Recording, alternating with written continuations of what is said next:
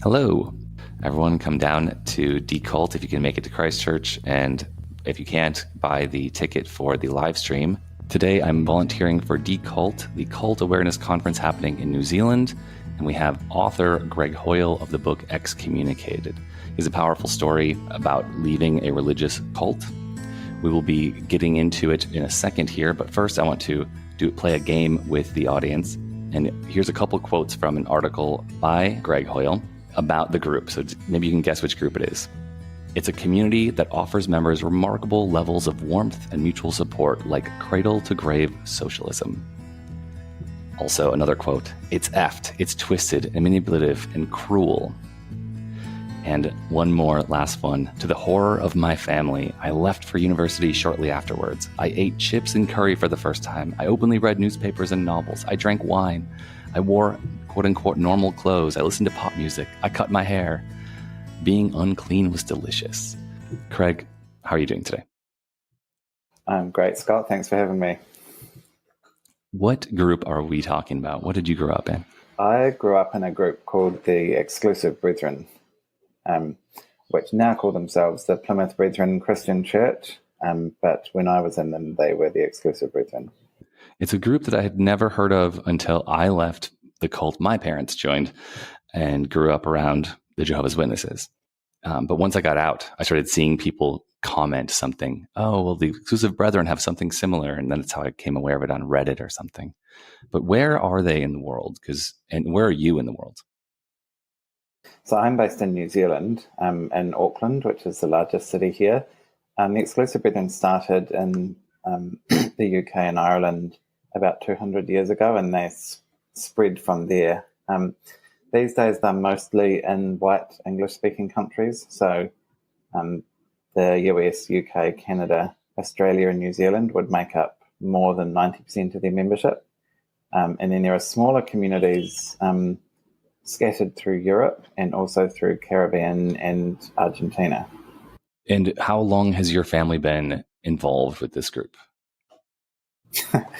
Since the very beginning. The earliest ancestors of mine to join the Exclusive Brethren joined in the 1820s, which was right when it started. 1820s? Wow. About 200 years ago. Wow. So my great-great-great-great-grandparents on my mother's side, you can actually see in the pictures on the wall behind me, joined at the very beginning. They were friends with the founding members. And so it's something that my family has been involved with all the way through, and across 200 years. So all of the various iterations of this group have impacted on my family in different ways. So you're going to be speaking at the Decult Conference in Christchurch this year, and you have your book. Can you describe your book and kind of what it's about and what you're excited about in terms of collaborating with Decult? Absolutely. So as you said, my book, which I have here, is called Excommunicated, and it's a multi-generational story of leaving the Exclusive Brethren. And how it came about, when HarperCollins first asked me to write a book, I said that telling one person's story about leaving a group like this doesn't capture the full impact of it, because what happened to me was a product of what happened to my parents and what happened to their parents and what happened to their parents. And in my family, for instance, my grandpa got kicked out of the church in 1981, and his grandpa got kicked out of the church in 1920. And so there was this long history of people disagreeing with the church, and then that having some quite severe consequences on their lives. And it was really important to me to weave that thread through and tell not just my story, but also my family's story with the Brethren over 200 years. And I think it's a really important point to make, especially at events like Decult, is that these religious groups don't happen in a vacuum. And you say, well, how would anyone end up in a position like that? And how would anyone go along with that? And in my family's case, there's 200 years of history and control and context. And so trying to unpick that and explain or try to explain how some of these things came about and then how they can be tackled. And the other really important thing for me with something like Decult is there are so many groups like this. And I found after coming out of the Exclusive Brethren, and I started talking to people who had come out of Gloriavale, which is a very reclusive Christian community here in New Zealand, and or the Jehovah's Witnesses, or even people who came out of the Mormon Church. And there are all of these similarities and all of these sort of shared languages and practices. And when you grow up in a group like this, you think that your group is unique and that you're the ones with the truth and you're the only ones who do this. And then you come out and realize there are dozens, perhaps hundreds of sort of weird little isolationist sects that are all doing the same thing. And so to be able to come together with people from some of those other groups and network and really share resources in terms of how to bring about awareness and help people leave those groups, I think is really important. It's a great point. And it's something that I didn't quite realize until I got out of the Jehovah's Witnesses and started making a movie. I have a movie that's also playing at Decult called Witness Underground, and I have the podcast where I do interviews like this with authors and filmmakers and artists and musicians, that I started seeing all these other channels that were doing similar things. And there's so many, each group has like their own community of identifying as X. But then there's a few channels that bridge the gap and show the similarities. And I think that that's something that Anka Richter, the host of the Decult conference, did. She did in her book Cult Trip very well, with going to 4 different groups and showing the parallels and similar control structures. But this branching out and seeing, oh, there's similar parallel control. Let's talk about the control. But yeah, I really appreciate that point. And I think I'm excited about being associated with Decult for that reason. It's not just my story. Like, reading this article, there's an article about you in your book that I found, and there's so many parallels, and I want to get into some of those more detailed, nuanced things that are similar. There's some rules and structures. For someone who doesn't know anything about them, can you give just a real basic? I mean, you did already describe the history, but like, give me a couple of rules and like this disconnection that you felt with your your grandparent and your father. Like, how extreme are these control structures? Yeah, so probably the defining principle of the Exclusive Brethren is what they call their doctrine of separation. And under the doctrine of separation, there's no social contact with outsiders. So you're born into the church. You these days go to a church school. You leave school, you go to work at a church business, you marry someone else from the church. So there's no social contact with outsiders, no social eating or drinking with outsiders. You can't have friends outside of the church. You can't have family outside the church, or more to the point, you can't have contact with family outside the church. And so it was very black and white. So you were either in or you were out. And if you were out, you were completely out. And so the impact that had is, for instance, my grandpa was thrown out in 1981 when my mother was 13. And what that meant was that he left the family house, or more accurately was forced out, and from that point never saw his kids again. And we just got used to seeing this kind of thing happen. Like, one day people were there and the next they weren't. And that could happen to anyone you know at any time if the church took action against them. And so that, I think, is the most defining rule or doctrine. And then there are all sorts of other sort of lesser things that went along with that. So no TV, no radios, various other things that cycled through at different points. They didn't approve of Chinese food, for instance, at one point. And it was kind of hard to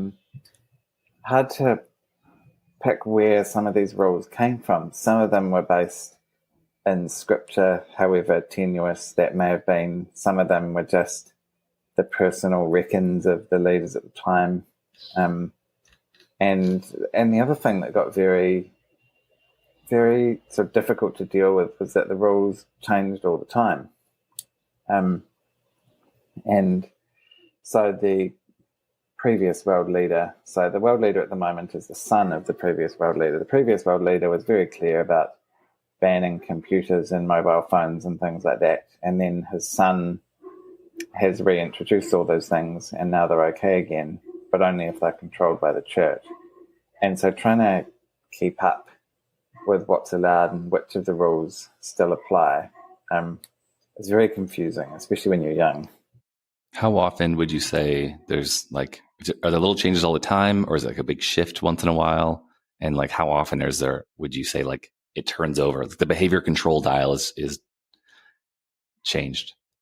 It's little changes all the time. And I think, and with these things, it's not necessarily about change, it's about keeping people guessing, keeping them on their toes.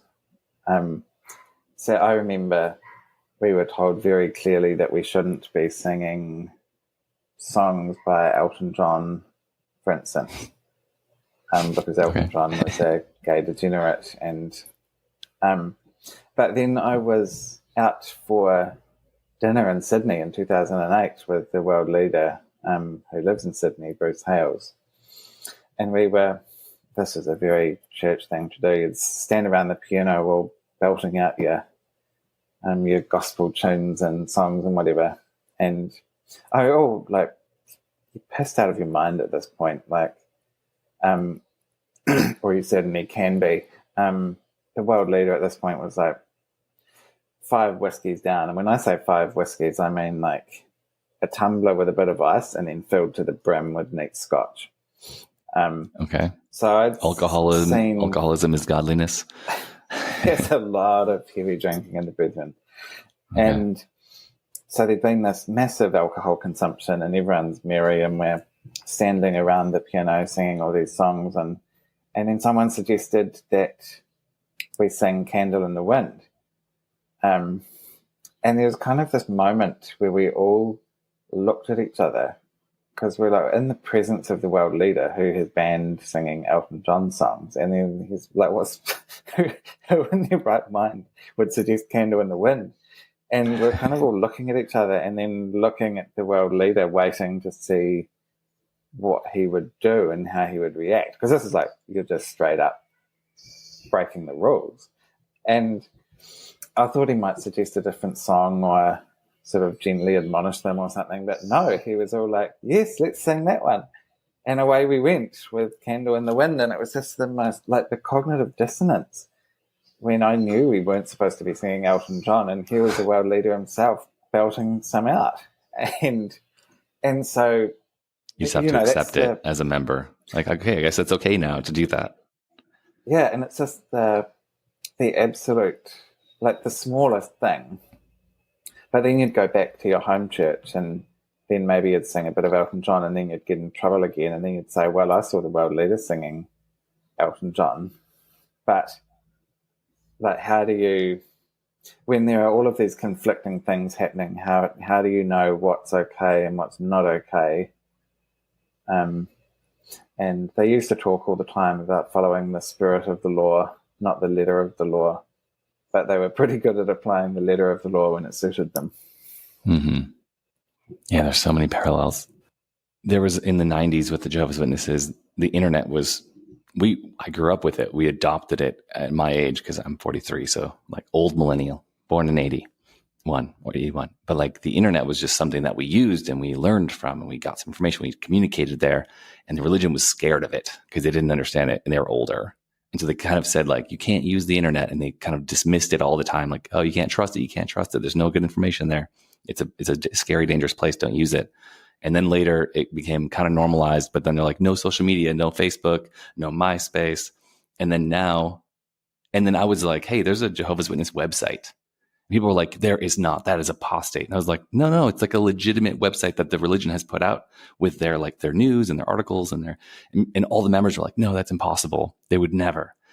Like, you should be careful. And I'm like, I'm actively looking on the internet for information about my church. And then now they worship a URL and they point everybody to a website where they control the information. So there's always this shift. And I feel like with the bite model that Stephen Hassan came up with from the Moonies, another group, if you haven't heard of them.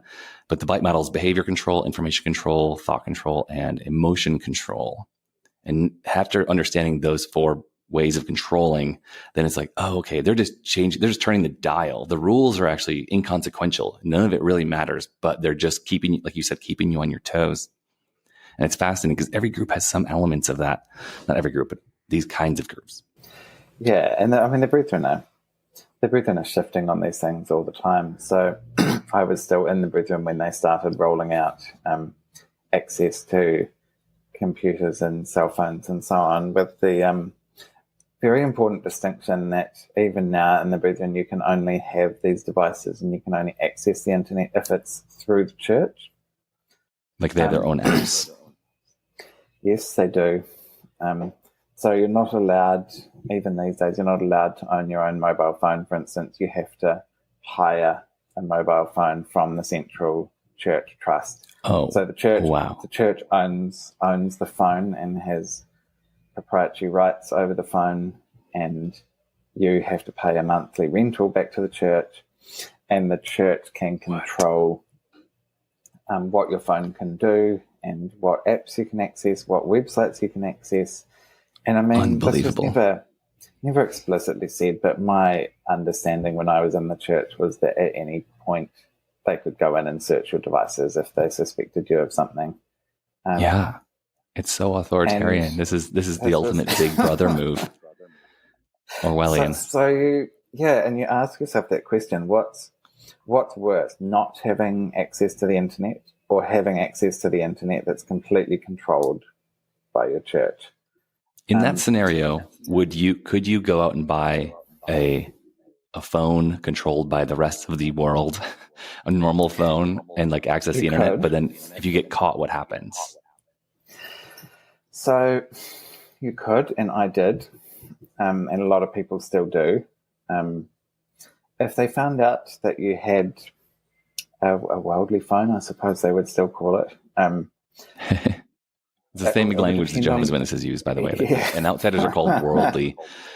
And it's like they're all bad, or they're all, controlled by Satan or something. Yes. You would possibly get a visit from the priests where they would try and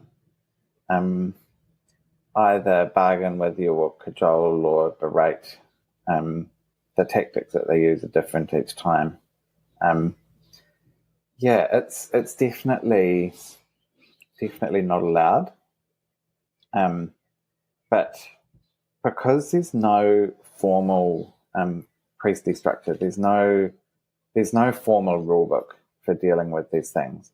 And so every case is sort of fly by night, see how we go. The priests there's no formal training, there's no accountability or review structure for making sure the right decisions have been made. And so often it really would just come down to what your local priests thought and said, and they might report it back to the world leader, and he might unofficially give them some advice. But they're very, very cautious now about getting the world leader publicly involved with these sorts of decisions, because from an accountability perspective, the safest thing is for him to be able to, at least publicly anyway, punt it back to the local church and say it's a local assembly decision and not his responsibility. Yeah, it's interesting. So there's risk if there's some court case where the leader's in charge. They put it on the small guy. Yeah. And they don't like to have his fingerprints too near things. And I've seen contracts. So the current world leader is big on giving business advice now, but I've seen contracts that evidently some people have to sign now before meeting the world leader, where they agree that he can't be held personally liable for the impact of any advice he gives. Wow. Things like that. Wow. Okay. And it's like, you're either, the brethren say that he is the voice of God on earth, that he is Christ, is what they've said. Whoa. He can do no wrong. He's been sinless since the age of 12. All of these things, and it's like, okay, sure. If if you're the voice of God on earth, then why do you need to get people to sign agreements saying that you can't be held liable for your advice? Like, Yeah. either you're God or you're not. Right. Huh. Fascinating. It's interesting, the parallels, because like Jehovah's Witnesses don't have a charismatic cult leader anymore. They, after a bunch of problems, they went to a group of men, and now there's like a election. Well, there used to be elections, and now there's like an approval process. But then when there's a court case, they're like, no, that's not my responsibility. It's this other group made up by a group of other men. And it's like always like ambiguous who's in charge or who's culpable. Or this was something that really bugged me when I was leaving the Brethren, and the priests kept wanting to see me, and I refused to talk to them. And one of the conditions for finally talking to them was I would not talk to them unless they agreed in writing that they were there as representatives of the church, not as individuals. Because I'd just seen this happen so many times that, that was, that was an individual who went rogue. So no, it wasn't. Yeah. Well, I would love to dive in more, but we're here in support of Decult. And can you give us a little wrap up with what we're going to expect to hear from you on the Decult Conference Live, and also during the live stream, and also news about your book, Excommunicated? Yeah, so first of all, on the book front, it came out in Australia and New Zealand in November. It's out in the UK now, and it's going to be out in North America shortly. So by the time Decult happens, it'll be available worldwide. In terms of speaking at Decult, I'm looking forward to talking about some of these things that we've just talked about, particularly the multi-generational aspect of some of these religious groups, and how we can help people. Because I think if you've joined a group, or if your parents have joined a group, it's one thing to come back out in society, but it's a whole other thing to come out into society when your family's been in there for 200 years. Yeah. Born in one generation, but it's even more intense if it's multiple generations. Yeah. Yeah. And exploring some of the ways that people can be helped from some of those groups. For instance, in New Zealand anyway, there's no official government recognition of what it's like having people come out of these groups. And really, I think there should be the same support structures in place as there are for refugees, because that's essentially what people who come out of cults are. They're religious refugees. I have used this analogy many times to describe the situation that I have gone through. And I've seen refugees. I grew up in like a refugee area in my home state from the Vietnam War veterans and war victims who came in, Hmong and Laotian people from Vietnam. And so I grew up around it. And anyway, so that parallel is amazing, because there's this moment of, well, they don't want to be there. Their life got flipped upside down. But then some people, you see this shift happen with like, oh, this is an opportunity. Maybe it's out of desperation and trauma, but they're like, this is an incredible moment. Actually, let's embrace this new place. And they build a business, and then they have this opportunity, and they give their kids a good future that they may have never had before. And it's almost like we're choosing immigration, or it was ripped out from underneath us. And it's really comes down to a mind shift and getting past or working through some of the trauma. I think that's an incredible analogy. And I'm so glad you brought that up, because I feel like I've never heard anyone say that before. Yeah. And religious refugees. Yes. And when people are in that refugee mindset, it's about meeting them where they are, not trying to drag them to where society is. So making some of those points, and also here in New Zealand, we've got a Royal Commission of Inquiry that is just wrapping up. So that report will be out in the next few months, and the Exclusive Brethren are one of the churches that it's looked at.